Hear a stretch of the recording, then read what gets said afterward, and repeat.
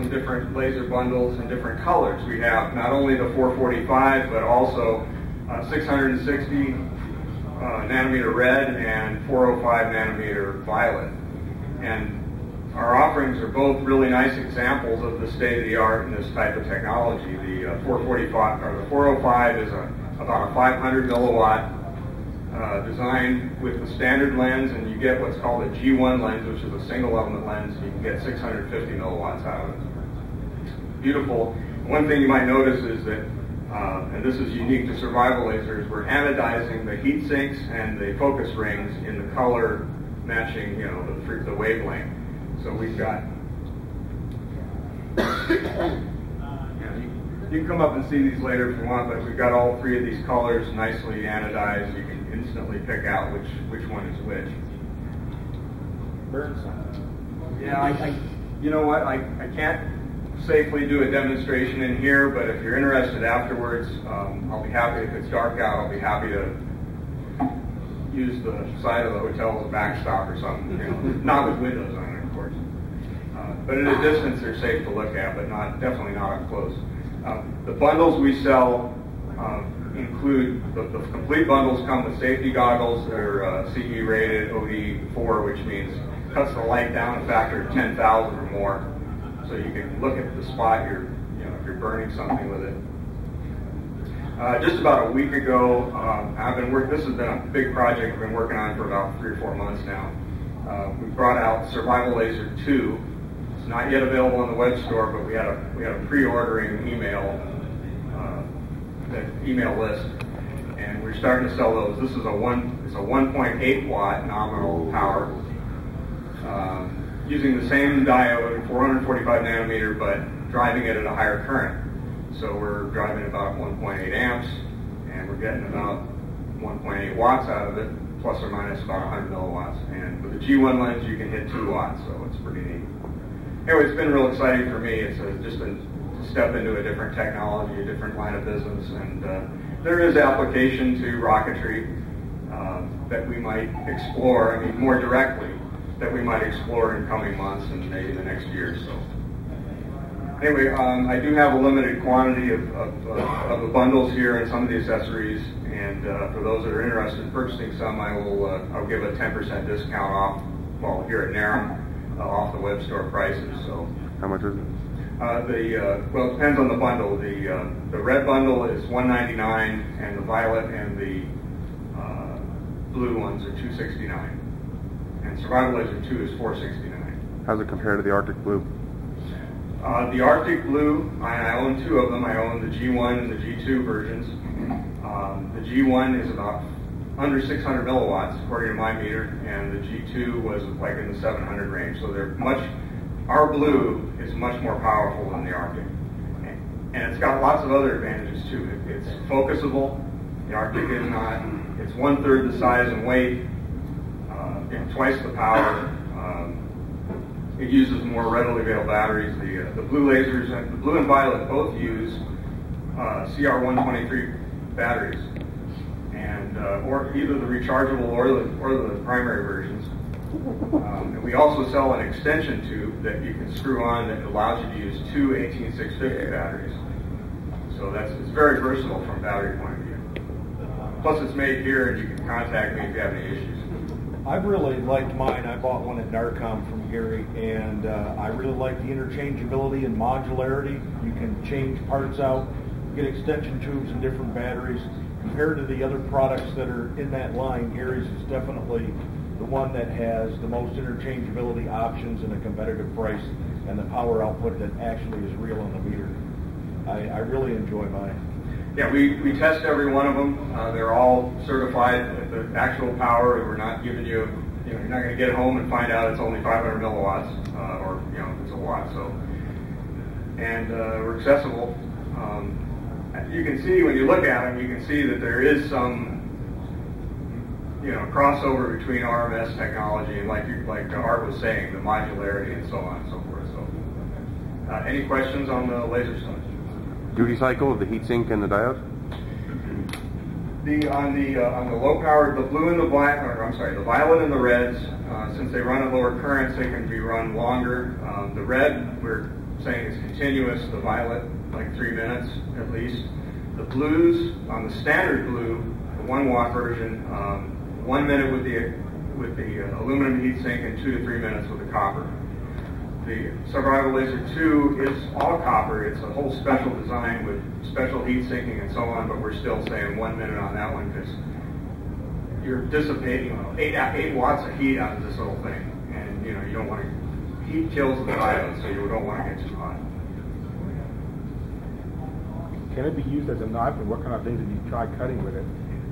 Yeah, in fact, we sold one to a guy in the military who was using it to cut bags that were covering IEDs in Iraq. I don't know, he hasn't reported back to me how it was going. They were going to put them on a robot, and so they could, because they can't, they don't want to touch these things. They want to cut them, and we've had other military people buying them and so on. Yeah, they'll cut stuff, they'll burn. It's amazing. Set stuff on fire. It's truly amazing. Just one more question. Have you considered I don't know what the minimum power requirements for this application are, but I wonder if you considered lower power application into a plotter style kit to make a poor man's laser cutter? Could be done. Yeah. Most of us don't got 10 grand to buy a laser cutter. It would be slower because 1 watt in these laser engravers you're using 20, 30 watt lasers. Oh. So yeah, you'd have to experiment with it. Any other questions? Yeah, like I said, if you're interested in seeing a demonstration later, come see me. We'll go outside. Thanks. Oh, wait, we have one more. Do the blue and violet ones show up in the air like green? Good question. That would be part of the demonstration, but the green lasers kind of have this reputation of being the most easily visible. The 532 roughly nanometer wavelength is very close to the optimum wavelength that the eye can see. But unfortunately, those lasers have these very, very tiny, thin beams. So yes, they're very visible, but they look like pencil lines. The interesting thing about the blue laser is it's got a very fat beam, and it's extremely visible. I think they're more visible than a green. The red and the violet, not so much. I mean, they're kind of like, you can definitely see the spot, and if you're right behind it, you can see the beam. But at those wavelengths, the visibility falls off. Thank you.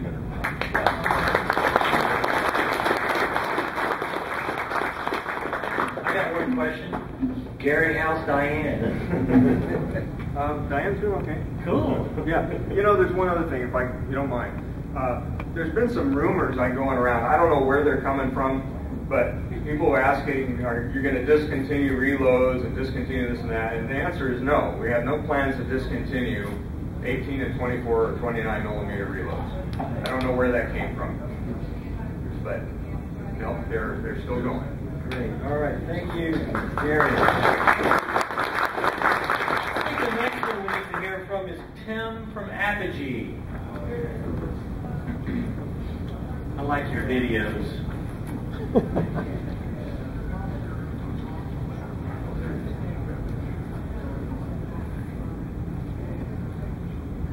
Take my glasses off so I can.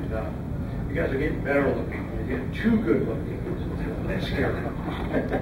I'm Tim Van Milligan from Apogee, and a lot of people know us for our videos on our website, and that's kind of the direction that we've been taking in the last couple of years. Is more of an educational type website where we educate our customers in rocketry. And so because of that, we're kind of a niche, kind of have this weird little niche that, we sell a lot of products from other manufacturers. And so we've become this one-stop shop for everything that you need rocketry. And everybody comes to us because of the videos for advice on how to use them. And so a lot of my day is spent answering emails, how to use like Art Upton's booster vision cameras. they're great. Or Aerotech questions or Quest questions or Estes questions. And that's fine. We understand people are new to rocketry and they want somewhere to go to get their questions answered. In the last year since Naram, I think before the last Naram, we came out with Jolly Logic. For those of you who went to NARCon, you met John Beans there. It's a little tiny altimeter. It fits inside of an 18 millimeter tube, and it just takes a pressure sensor, just a pressure reading, and it gives you altitude only. The neat thing about it is that it has an LCD display on it. So you pick up your rocket, it's hanging on the bottom of your nose cone, you look at it, and this one says, 72 meters. So you know exactly how high your rocket went instantly. And this little product was really neat, and a lot of people really loved it. And then John Beans, right at NARCon, announced the new one, which is called the Altimeter 2. So we have the Altimeter 1, the Altimeter 2. This is the better one because it has not only the pressure sensor in it, it also has a 3-axis accelerometer in it. And so that means not only do you get altitude, but you also get acceleration and speed. And with a little bit of software inside, it's also got a computer on board. It can feel the ejection charge, so it can tell you not only the peak altitude, but when the ejection charge goes off, it triggers the accelerometer, which says, take another reading, so we get ejection altitude, and then it tracks the rocket all the way down to the ground, and it feels, when the pressure sensor doesn't see any change in altitude anymore, then it knows it's back down on the ground. So it also it gives you the speed of the descent rate and the total duration of the flight. So it's really good for the TARC teams that want to practice, because it'll give you the descent rate, which is pretty important, plus your altitude. And another thing that the TARC teams don't realize is how critical your ejection altitude is, because then your descent speed is going to depend on that. And so that was the Altimeter 2. And I heard John is working on a new something. He won't tell me what it is. But I've become good friends with him, so we'll probably have that when that comes out. We've been working on a lot of new stuff with a lot of other vendors. One of the things that I try to do is to keep my ear open to the ground. And if people have ideas, they'll bounce ideas off me, and I love that. For one thing, it gives me I'm the first person to know about, things like this. John Beans came up to me and said, I got this idea for an altimeter, what should it do? And I told him what it should do, and